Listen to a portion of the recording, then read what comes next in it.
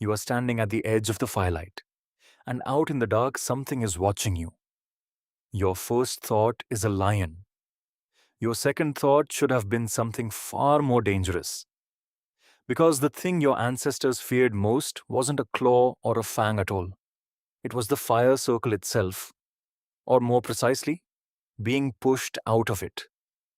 40,000 years ago, you're part of a small band, maybe 30 people, huddled on a cold plain with nothing between you and the night but flame and each other. A lion could kill you in seconds, but it was a risk you could run from. Losing your place in that circle killed you slowly, and for certain. Anthropologist Christopher Boehm spent decades studying hunter-gatherer societies, echoes of how your ancestors lived for most of human history. He found these bands had almost no tolerance for bullies or hoarders. Their punishment of choice wasn't violence, it was exile. No weapon stockpile, no hidden food, no territory to retreat to. Just you, alone, against a landscape built to kill solitary humans. Without the group's water sources, hunters, or healers, your odds past a few weeks were close to zero. The group wasn't just your community. It was your hospital, your weapon, your food supply.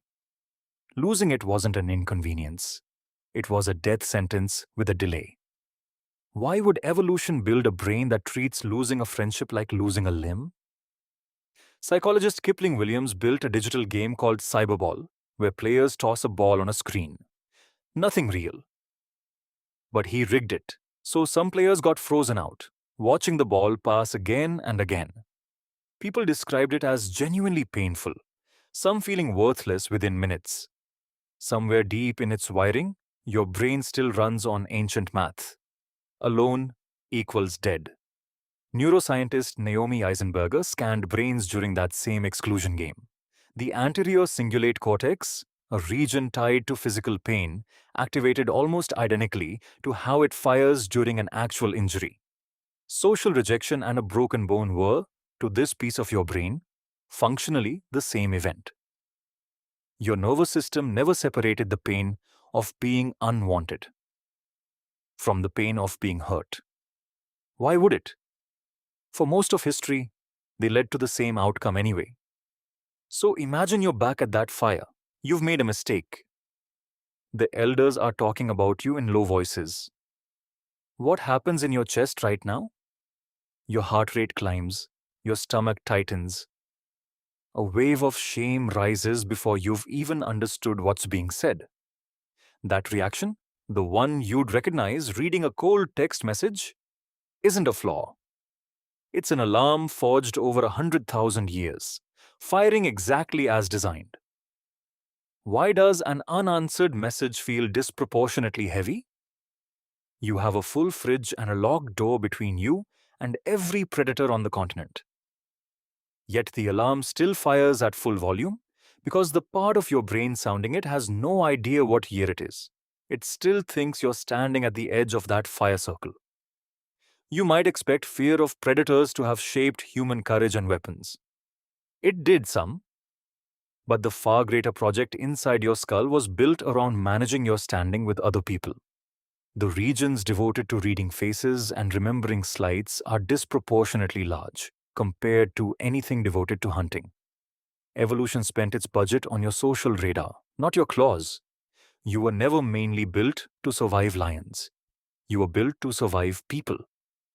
A predator attack was rare and over quickly. Social standing was constant, negotiated daily through small moments.